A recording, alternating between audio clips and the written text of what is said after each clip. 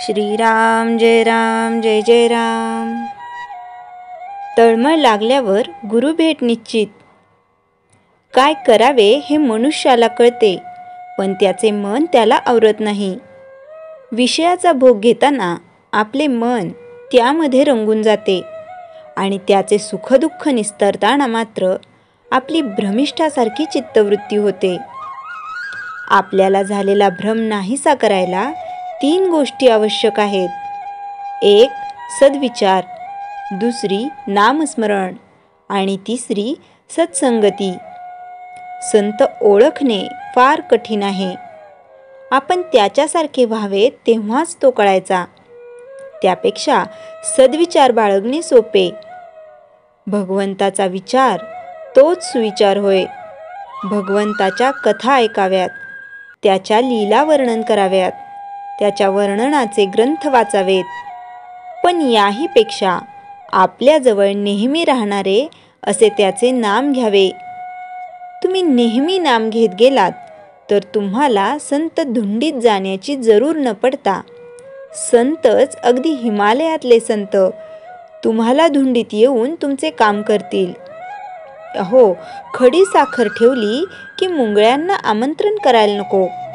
तुम्ही म्हणाल आम्हाला ते करता येत नाही, पण आपण आपल्या मुलाला शाळेत घालतो आणि तो न शिकला किंवा त्याला अभ्यास येत नसला तर पुन्हा त्याच वर्गात त्याला बळजबरीने ठेवतोच की नाही। त्याला एक विद्या आली नाही तर दुसरी कोणती येईल ती शिकवतोच की नाही, आणि त्याने आपल्या पोटा पाण्याची व्यवस्था करायला तयार व्हावे म्हणून आपल्याला तळमळ लागतेच की नाही। तशी परमेश्वर मिळावा म्हणून आपल्याला तळमळ लागली आहे का? तशी तळमळ लागली म्हणजे तुमचा गुरु प्रत्यक्ष जमिनीतून वर येईल। तो सारखा तुमच्याकरता वाट पाहत असतो। आई मुलाची फार तर 1 जन्मापर्यंत म्हणजे देह आहे तोपर्यंतच काळजी करील, पण गुरु हा जन्मोजन्मी तुमची काळजी घ्यायला तयार आहे। त्याला देह नसला तरी तो नाही असे समजू नका।